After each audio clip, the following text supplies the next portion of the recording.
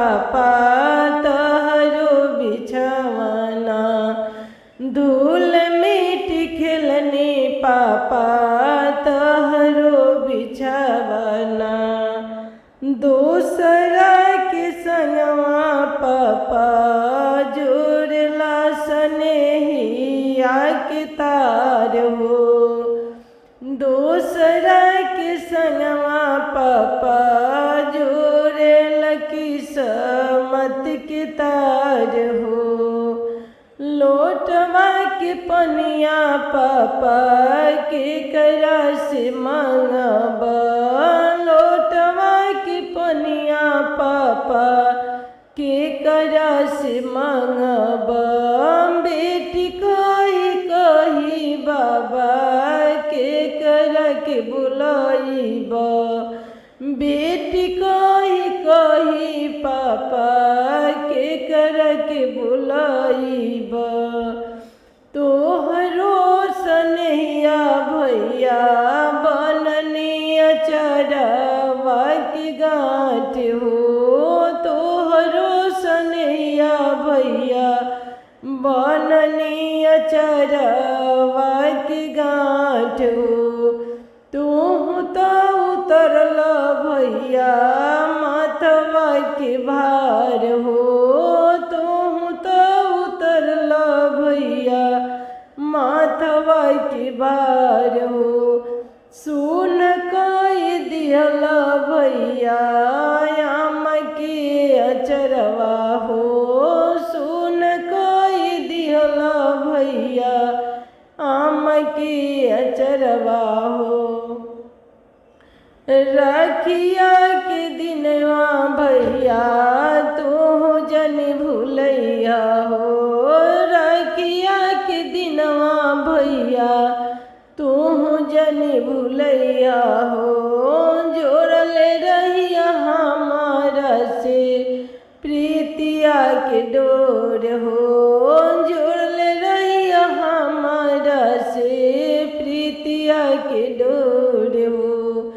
छोटी चूक रहनी पापा तोहरो खिलावाना।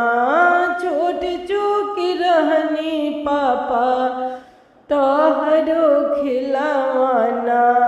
धूल मिट्टी खिलनी पापा तोहरे बिछावाना। धूल मिट्टी खिलनी पापा तोहरे बिछावाना। आज काहे कैला पापा इतना कठोर तू छतिया। आज काहे भैला बाबा इतना कठोर हो। हम के पिठावतर दूसरा के देश हो। हम के पिठावतर दूसरा के देश हो। तहरो स्नेहिया भैया बननी अचरवा की गाँठ हो। तहरो स्नेहिया भैया बननी अचरवा की गाँठ हो। तू तो उतरल भैया माथवा के भार हो। तू तो उतरल भैया माथवा के भार हो। रखिया के दिन भैया तू जन भूलैहा हो। रखिया के दिनवा भैया तू जन भूलैहा हो। दोसरा के संगवा बाबा जोड़ेला किस्मत के तार हो। दूसरा के संगवा बाबा जोड़ेला तू किस्मत के तार हो।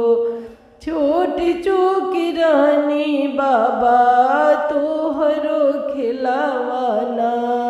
छोटी चूकी रहनी बाबा तोहरो खिलावाना।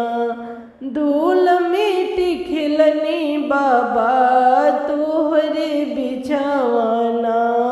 धूल मिट्टी खिलनी बाबा तोहरे बिछा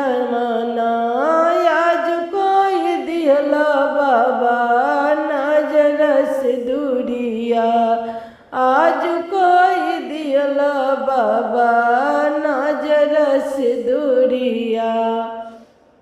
आज फेर लियला भैया हमरा से मुहवा, आज फेर लियला भैया हमरा से मुहवा। कैसे बनवला भैया पत्थर के छतिया, कैसे बनवला भैया पत्थर के छतिया। कैसे भूलैला भैया रखिया के दिनवा, कैसे भूलैला भैया रखिया के दिनवा। तोहरो प्यार भैया बननी अचारावा,